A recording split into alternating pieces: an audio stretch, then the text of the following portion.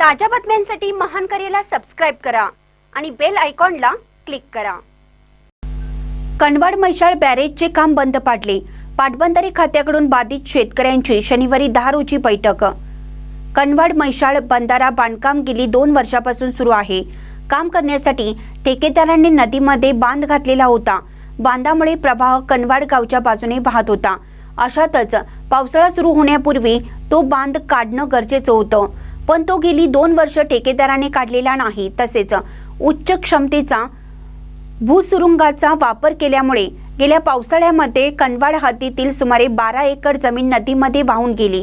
या गोष्टीचा शेतकऱ्यांनी मागणी केल्याप्रमाणे महसूल, पाटबंधारे आणि कृषी खात्याने एकत्रित पंचनामा केला, पण पंचनामा होऊन सुद्धा 6 महिने उलटले तरी शेतकऱ्यांना कोणतीच नुकसान भरपाई दिली गेली नाही किंवा शेतकऱ्यांची साधी बैठक सुद्धा लावली नाही।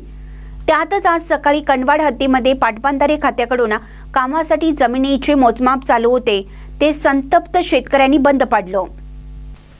दरम्यान पाटबंधारे खात्याचे अधिकारी थोरात मॅडम यांनी वरिष्ठ अधिकाऱ्यांची तसेच शेतकऱ्यांशी चर्चा करून बैठक घेण्याचे ठरले। त्यानुसार शनिवारी 10 रोजी सकाळी 11 वाजता सांगली पाटबंधारे विभागाच्या वारणाली येथील कार्यालयामध्ये बाधित शेतकऱ्यांची बैठक होणार आहे। यावेळी आंदोलन अंकुश संघटनेचे जिल्हाध्यक्ष दीपक पाटील, सरपंच इरफान बुरान, दस्तगीर पाशा इनामदार, मुसा इनामदार, मिया इनामदार, मुस्तफा इनामदार, सत्तार पटेल, दादा इनामदार, गुड्डू पटेल, इर्शाद इनामदार आदी शेतकरी उपस्थित होते। महानकर न्यूजसाठी महेश पवार, कनवाड।